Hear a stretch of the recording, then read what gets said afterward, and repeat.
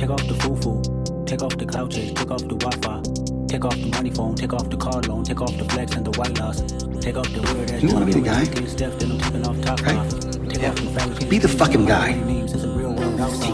Take off your idols, take off the runway. The Bear might as well be one of the most underrated TV shows out there right now. I mean, I've only seen a couple of content creators talk about it, but aside from that, there hasn't really been much traction of people talking about it. Anyways, to get straight to the point, The Bear is a show about a chef from the world of fine dining who eventually comes home to Chicago to take over his family's Italian beef sandwich restaurant after his older brother committed suicide, who left behind debts, a rundown kitchen, while also an unruly staff. And the thing that The Bear does so well is that it's straight to the point. Once you press play on the first episode, you're immediately in the kitchen with the characters. They don't even explain the terminology they're saying, who these characters are, and what the tone of the show is going to be. Yet somehow, by the latter half of the first season, I was hooked and invested, and I cared about these characters. Before I talk about how The Bear makes you care, I want to talk about the cinematography and the editing for a second, because every shot in this show is so well crafted, while at the same time, each shot helps push the narrative forward and also fits the story that they're trying to tell. With rapid match cuts in very high stress situations, close-up shots when it's emotional, montages when it wants to give more exposition about something.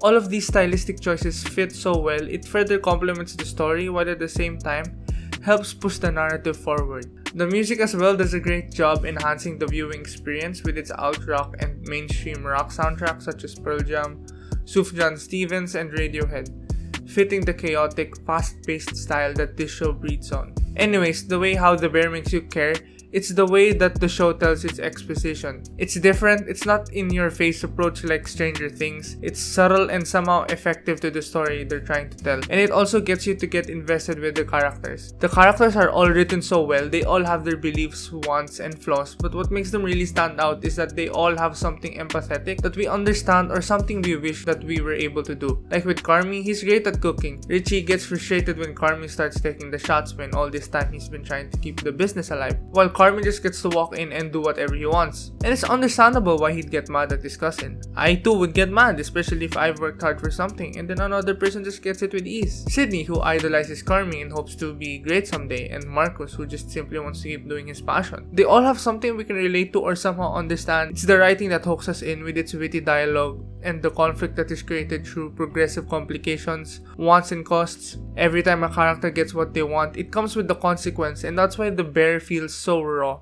It depicts not only what it's like to work in a kitchen, but what it's like to live in a dysfunctional family. How generational trauma shapes the person that we are today, and how we can overcome that trauma.